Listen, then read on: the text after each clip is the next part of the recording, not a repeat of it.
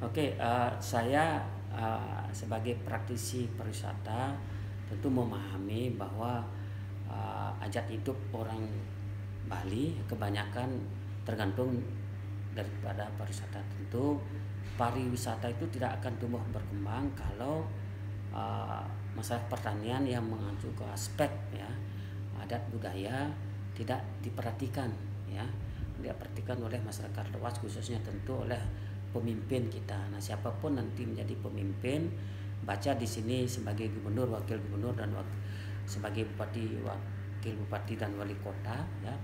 Kita berharap sebagai insan pariwisata, sebagai warga masyarakat Bali, ke depan pemimpin ini betul-betul menerapkan apa visi dan misinya nanti ya.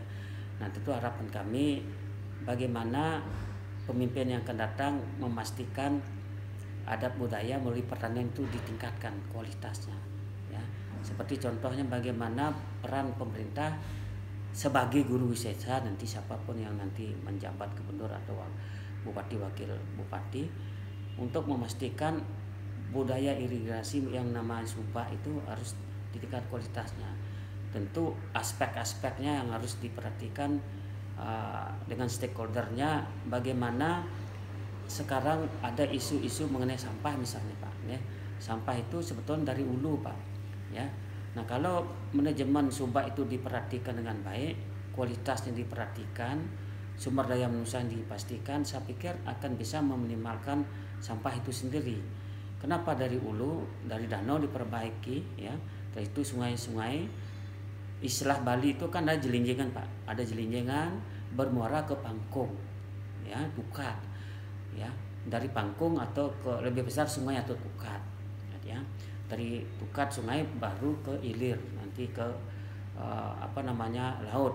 Nah, di sana dan bertumpuklah sampah itu. Nah, kalau manajemen subak itu diperhatikan, otomatis akan meningkatkan kualitas budaya adat melalui pertanian Pak. Otomatis pariwisata itu akan meningkat juga kualitasnya, itu pemahaman.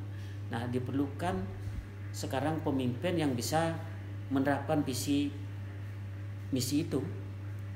Berarti kami memerlukan seorang pemimpin yang tegas Pak ya, yang mempunyai leadership seperti militer lah. Tentu ada human ya, militer bisa dari angkatan darat ataupun bisa kepolisian misalnya, atau birokrasi yang punya style leadership kayak kemiliteran. Tentu tetap mengacu ke kemanusiaan yang lebih kita terapkan nanti gitu. Nah, ini yang perlu kita pikirkan. Nah, kalau kita berbicara sekarang ini kan musim politik Pak nih, kita akan menyongsong pilkada ini November 27 November 2004 ini. Apakah kita masyarakat Bali tidak berhak untuk menentukan sikap gitu loh. Walaupun tentu kita memahami bahwa yang punya hak prerogatif itu kan partai lah yang melalui ketua umumnya, siapa yang akan dijagokan sesuai dengan undang-undang pemilu tentunya. Nah, kalau kita bicara salon independen agak berat ya. Saya kapan hari sempat diskusi secara informal, sangat berat karena memang sistem politik kita demikian gitu. Memungkinkan ya, memungkinkan, namun agak berat nanti. Kecuali nanti kalau kualitas demokrasi kita sudah seperti di Eropa dan Amerika. Nah, oleh karena itu sekarang potensi untuk yang bisa menjadi guru wisesa nanti adalah menurut saya dari kalangan bisa militer misalnya. Tokohnya kan ada pasti ya.